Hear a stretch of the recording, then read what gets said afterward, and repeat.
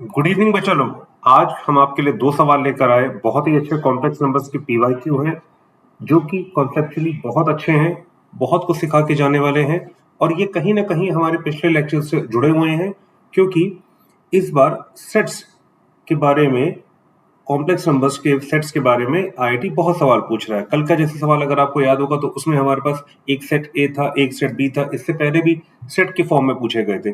Set का लेने से एक फायदा ये हो जाता है कि instead of talking about one particular complex number, we are talking about a bunch of complex numbers और a set of complex numbers which satisfy certain conditions. जैसे कल के सवाल में, जिसका लिंक मैं दोबारा शेयर कर दूंगा यहाँ पर, वहां पर हमको एक सर्कल दे रखा गया था, एक एलिप्स दे रखा गया था। तो हमारे पास दो सेट्स आ गए जिसमें कुछ कॉम्प्लेक्स नंबर्स सर्कल के आए, कुछ कॉम्प्लेक्स नंबर हमारे पास एलिप्स के हैं। उसी तरीके से आज के सवाल में भी हमसे कहा गया जा रहा है, जो कि 22 जनवरी 2026 की शिफ्ट 2 में आया था। यहाँ पर हमसे कहा जा रहा है कि एक सेट एस है, उसमें वो सारे कॉम्प्लेक्स नंबर्स हैं जो इस पर्टिकुलर कंडीशन को सेटिस्फाई करते हैं। Then what is the sum of the square of the modulus of those complex numbers. यहाँ पर z बिलोंग्स टू s, यानी हमें पता करने हैं कि n ऑफ s कितना है। n ऑफ s का मतलब क्या हो गया बच्चों? कार्डिनल नंबर, यानी इस सेट में कितने कॉम्प्लेक्स नंबर्स आ सकते हैं। ये एक इक्वेशन दे रखा है, 4z² plus mod mod z नहीं, z कॉन्जुगेट दे रखा है, इसका सम 0 दे रखा है और हमें इसको निकालना है। तो अगर हम गौर से देखें तो इसका मतलब क्या होता है? Let z is equal to x plus i y, then conjugate z होता है x माइनस आई वाई। ये हम सबको क्लियर है? बस इसी डेफिनेशन का इस्तेमाल करके हम इस सवाल को आराम से करते हैं।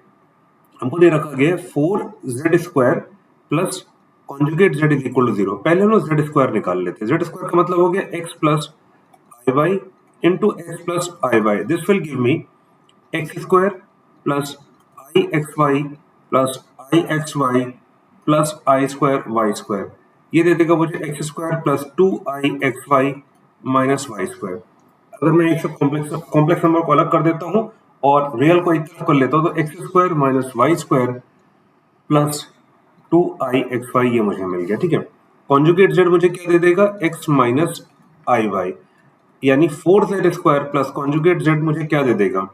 4x² minus 4y² plus 8i(xy) plus x minus i y. This will give me 4x² real में पार्ट ले लेता हूं माइनस 4y² प्लस x, और i मैंने यहां से कॉमन लिया तो ये मुझे दे देगा 8xy और यहां से मुझे दे देगा माइनस y। अब देखिए, हमें चीज पता है कि let z is equal to 0, इसका मतलब क्या होता है? z क्या चीज दे रखी होती है? x प्लस आई वाई दे रखा होता है। This implies x is equal to 0 and y is equal to 0। क्यों? क्योंकि मैं 0 को लिख सकता हूं 0 plus 0i, and on comparison of real parts and complex parts on both sides हमें क्या मिल जाता है? हमें ये चीज मिल जाती है।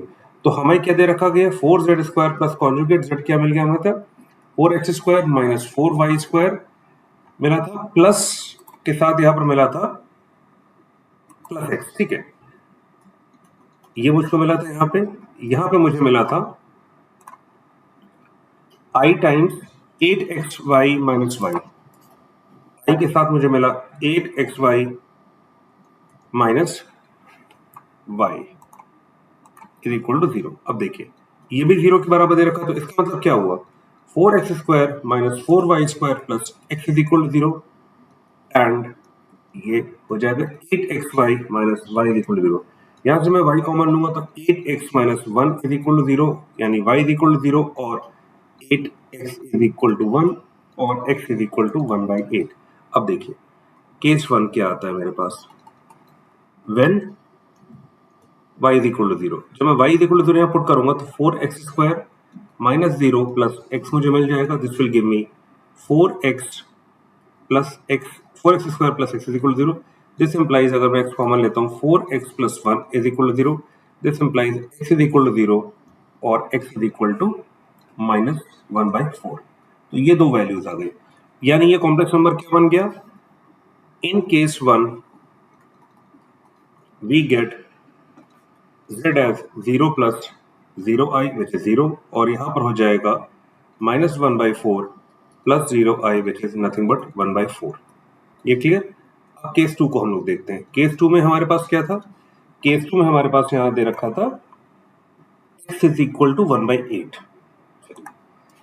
x इज इक्वल टू 1/8, इसको हम कहाँ पुट करेंगे? 4x² minus 4y² plus x is equal to 0 में, यानी 4 into 1/64 minus 4y² plus 1/8 is equal to 0, यानी ये मुझे दे देगा 2 टाइम्स इधर जाएगा और 1 टाइम्स जाएगा, 16 हो जाएगा। यानी यहाँ मुझे मिल जाएगा, this implies 1/16 plus 1/8 is equal to 4y²। This implies 1/16 plus 2/16 is equal to 4y²। This implies ये क्या दे देगा मुझे बच्चों? 3/16 इज इक्वल टू 4y² और y² is equal to 3/60। 4y is equal to plus minus √3/8। यहाँ तक आ गया बच्चों, इसमें तो कोई दिक्कत नहीं हुई। अब देखिए z मुझे क्या मिल गया? 1/8 प्लस √3/8i, और अगला z मुझे मिल गया 1/8 माइनस √3/8i, यानी 1 2 3 4 टोटल 4 कॉम्प्लेक्स नंबर हमें मिले इस इक्वेशन को सॉल्व करने के बाद। यानी जो मैंने शुरू में कार्डिनल नंबर कहा था, यानी number of elements in set S, ये इसकी वैल्यू आ गई 4। तो हमें करना क्या है? हमें वो सारे z लेने हैं जो S में बिलोंग करते हैं, यानी 4। उसका समेशन, उसमें हमें समेशन लगाना है मॉड z के स्क्वायर पर, यानी z1² plus z2² plus z3 mod का स्क्वायर प्लस मॉड z4 का स्क्वायर। यानी अगर हम इसको z1 कहें, इसको z2 कहें, इसको z3 कहें, इसको z4 कहें, तो हमें इसके मॉड को लेना है। इसका मॉड निकाल लेते हैं बच्चों यहीं पर ही हम लोग। देखिए क्या हो जाएगा, इसका मॉड हो जाएगा, this implies mod z1 is equal to 0, this implies mod z2 is equal to 1/, इसको स्क्वायर ले लेते हैं सीधे, इसमें हो जाएगा 1/16। ठीक है, यहां पर क्या हो जाएगा? z3 मॉड का स्क्वायर हो जाएगा 1/64 प्लस 3/64, यानी 4/64, यानी 1/16। z4 मॉड स्क्वायर कितना हो जाएगा? 1/64 plus 3/64 which will again give me 1/16।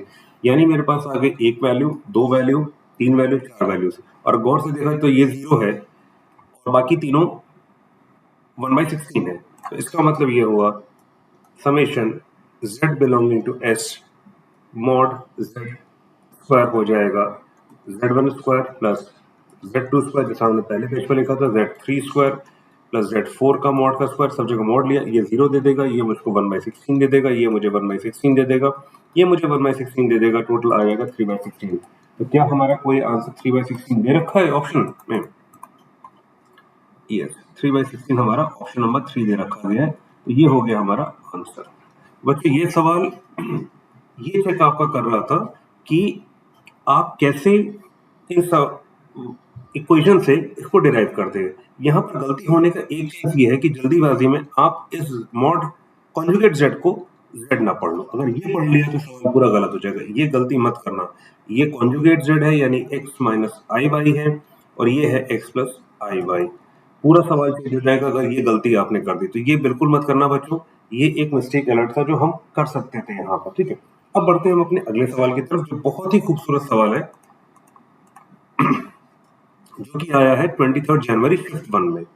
फिर यहाँ पर एक सेट दे रखा है, हमें एक ऐसा सेट दे रखा है जिसमें वो सारे कॉम्प्लेक्स नंबर हैं जो इस इनइक्वालिटी को सेटिस्फाई करते हैं।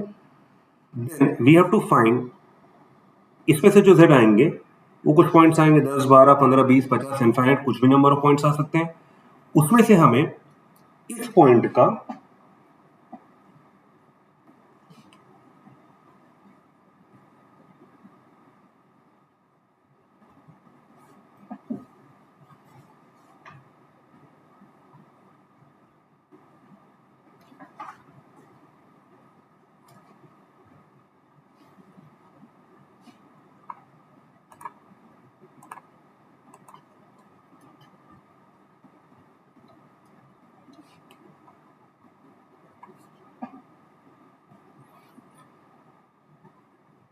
तो जो भी हमारे पास यहाँ पर x के एलिमेंट्स आएंगे, कई सारे आ सकते हैं, उसमें से हमें वो पॉइंट, एक पॉइंट x लेना है दैट उसका डिस्टेंस इस पॉइंट से, ये पॉइंट कौन सा है कॉम्प्लेक्स नंबर प्लेन पर, इसको हम लोग लिख सकते हैं z माइनस 5/2, या बच्चों छोटी सी गलती हो गई थी, 5 दे रखा है, -3/2i, ऐसे लिखा जा सकता है।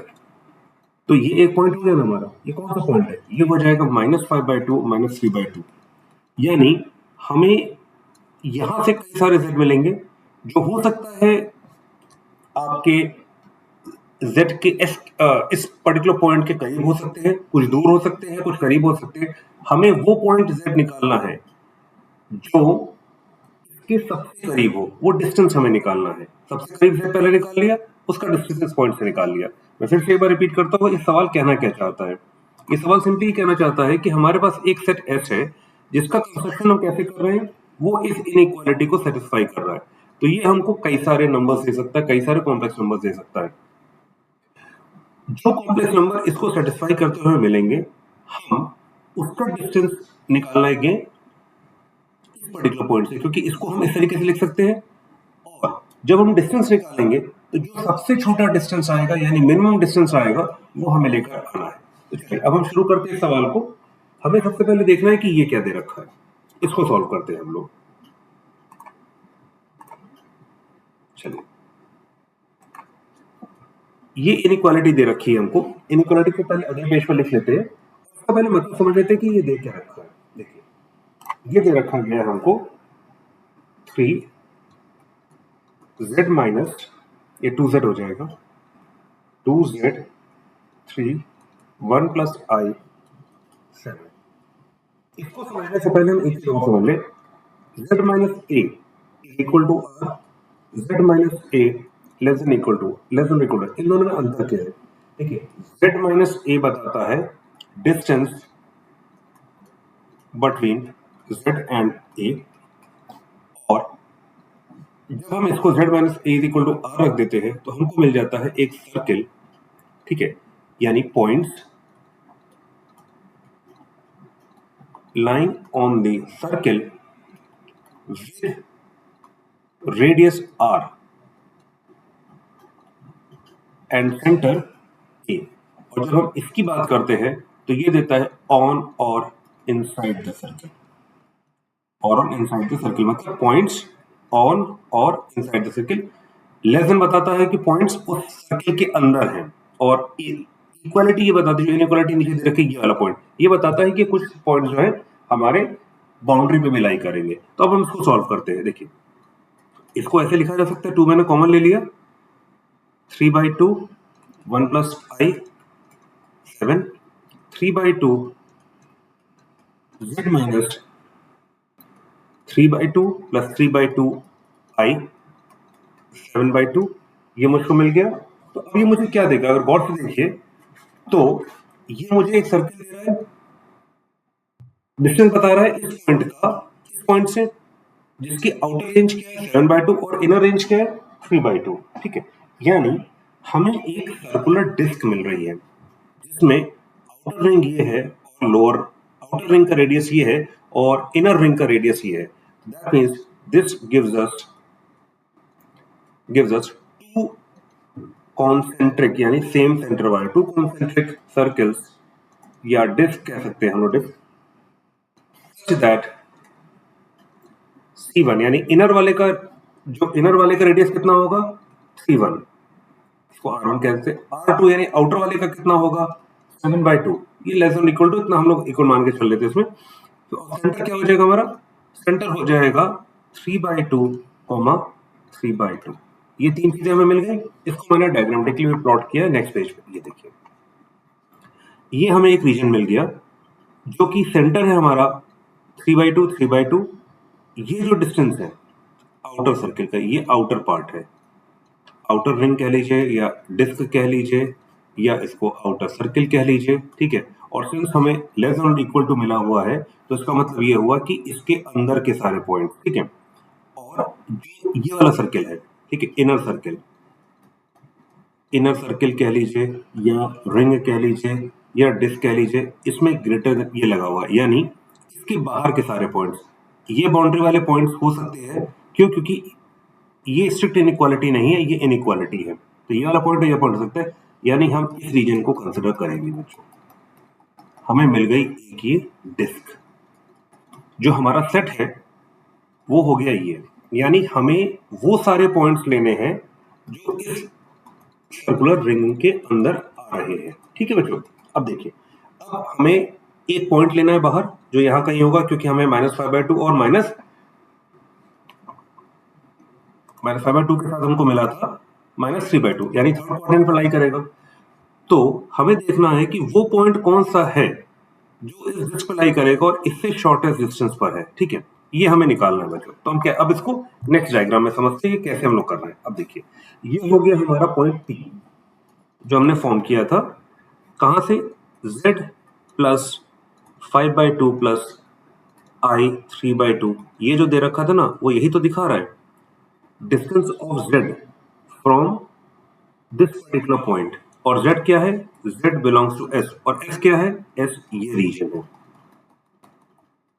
ठीक है बच्चों, जिसमें आउटर रेडियस कितना है? 7/2, और इनर रेडियस कितना है? 3/2। ठीक है, अब चलिए हम लोग आगे बढ़ते हैं। तो देखिए, समझने के लिए क्या करते हैं, हम पहले निकालेंगे PC, यानी ये सेंटर से कितनी दूर है। हमें अभी ये नहीं पता कि, ये तो देखिए मैंने डायग्रामेटिकली बना लिया है, पर क्या हम कैसे जानेंगे P कहाँ लाई कर रहा है? P अंदर है, बाहर है, कैसे है, ये देखना एक बार जरूरी है। ये तो मैंने ड्रॉ किया है, इस वजह से अभी ऐसा लग रहा है, सर्किल कहीं और भी हो सकता है। ठीक है, तो PC पहले निकाल ले, यानी distance between the points P and centre से, ये जो कॉमन है। P का हमारे पॉइंट्स क्या है? -5/2 एंड -3/2, और C कितना है? ये हो जाएगा 3/2 3/2।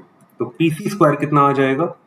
ये आ जाएगा -5/2 -3/2 का स्क्वायर प्लस -3/2 -3/2 का स्क्वायर, दिस विल गिव मी -8/2 का स्क्वायर प्लस -6/2 का स्क्वायर, दिस विल गिव मी -4 का स्क्वायर प्लस -3 का square, this will give me what 16 and 9 यानी 25, यानी PC इज इक्वल टू 5। अब देखिए, ये डिस्टेंस कितना है? गौर से देखना बच्चों, ये डिस्टेंस है हमारा 3/2। ये डिस्टेंस कितना है बच्चों? ये पूरा डिस्टेंस दे रखा है हमारा 7/2, पर इस पॉइंट का P से कितना डिस्टेंस है? ये दे रखा है हमारा 5। तो यानी P जो है, P lies outside the region S। ये बात बच्चों बिल्कुल ध्यान रखना है। ठीक है, ये हमारे लिए सबसे इंपॉर्टेंट पॉइंट। अब देखिए, इस जो सर्कुलर डिस्क हमें मिली है, जिसमें बीच का रीजन गायब है, क्योंकि इसके बाहर के और इसके अंदर के पॉइंट्स हम ले रहे हैं। अब इस डिस्क में से कई पॉइंट्स ऐसे होंगे जो इस पर्टिकुलर पॉइंट P के पास होंगे, जैसे ये इसके पास है, ये इसके पास है, ये इसके पास है, ये भी पास है। पर हाँ, सबका कुछ ना कुछ डिस्टेंस होगा, कुछ करीब होंगे, कुछ दूर होंगे। हमें क्या करना है? हमें सबसे करीब वाला डिस्टेंस निकालना है। सबसे करीब का पॉइंट हमें निकालना है। वो हम कैसे निकालेंगे? देखिए, उसके लिए सिंपल, हमें करना कुछ नहीं है। हम देख रहे हैं कि ये जो लाइन है, ठीक है, यानी ज्वाइनिंग दिस पर्टिकुलर पॉइंट, ये मेरे ख्याल से, ये अब देखिए अगर गौर से, तो ये डायग्रामेटिकली सबसे नजदीक वाला पॉइंट है, क्योंकि अगर मैं इधर लूंगा तो दिक्कत हो जाएगी, ये बढ़ता जाएगा। तो ये सीधे इसकी लाइन में चाहिए, कहां पास करेगी? ये सेंटर से पास करनी चाहिए। यानी ये डिस्टेंस तो मुझे पता है कितना है, ये डिस्टेंस दे रखा है मुझे 7/2। ये डिस्टेंस है 7/2। थोड़ा सा कलर चेंज कर लेता हूं ताकि कोई दिक्कत ना हो इसमें। ये हो गया 7/2 का डिस्टेंस, और ये डिस्टेंस कितना है? ये डिस्टेंस दे रखा है 5। तो ये डिस्टेंस बच्चों कितना हो जाएगा? ऑटोमेटिकली 5 - 7/2, यानी 10 - 7/2, ये हो जाएगा 3/2। क्या ये हमारा ऑप्शन दे रखा है? एक बार चेक कर लेते हैं। यस, ये दे रखा है। तो बच्चों, ज्यादातर कॉम्प्लेक्स नंबर्स के सवाल अगर हम गौर से देखें तो ज्योमेट्री से हो जाते हैं। मैंने कुछ नहीं किया, मैंने सिर्फ इसको ज्योमेट्रिकली डिनोट कर दिया, और आपने खुद देखा कि ज्योमेट्रिकली कैसे हमने इसका डिस्टेंस निकाला और सबसे मिनिमम पॉइंट तो ज्योमेट्रिकली बनाने का हमें खुद ही दिख गया। वो सेंटर से सीधी लाइन जो आएगी वही उसको जोड़ेगा। सेंटर से पास करने वाली लाइन उस पॉइंट को टच करेगी, वही आपके जो पॉइंट आउटर सर्किल पे लाई करेगा वो ही क्या कहते हैं आपका नियरेस्ट पॉइंट होगा। This will be the nearest point. क्यों? क्योंकि ये जो लाइन है सेंटर से सीधे आ रही है और यही इसके नियरेस्ट है। क्योंकि अगर हम ऐसे और ऐसे जाते, ऐसे तो जा नहीं सकते। ये तभी हो पाएगा जब सेंटर कॉमा पी, ये पॉइंट है, ये सेंटर हो गया, एंड नियरेस्ट पॉइंट, इन तीनों को आपस में कोलिनियर होना पड़ेगा, तभी हम इसको कर सकते हैं। और कोलिनियर अगर हो गया, जब हमारे पास कोई 3 पॉइंट कोलिनियर आते हैं तो उनका बीच का डिस्टेंस जो रहता है वो भी एक स्ट्रेट लाइन की तरह होता है, तो वो लीनियर वे में मूव करता है।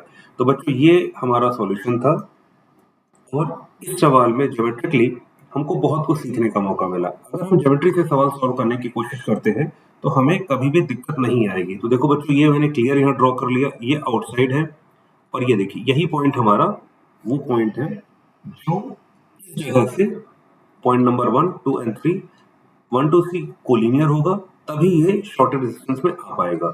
अगर मुझे पता है कि ये मेरे पास 7.7/2 दे रखा है, ये मुझे दे रखा है 5, तो ऑटोमेटिकली ये डिस्टेंस मैं कैसे निकाल लूंगा, 5 - 7/2, क्योंकि लीनियर फॉर्म में आ गया है। तो बच्चों ये एक बहुत ही अच्छा क्लासिकल क्वेश्चन था ज्योमेट्री का, जिसे हम सॉल्व कर सकते थे। ये आ गया हमारा आंसर, ये क्लोजेस्ट पॉइंट आ गया।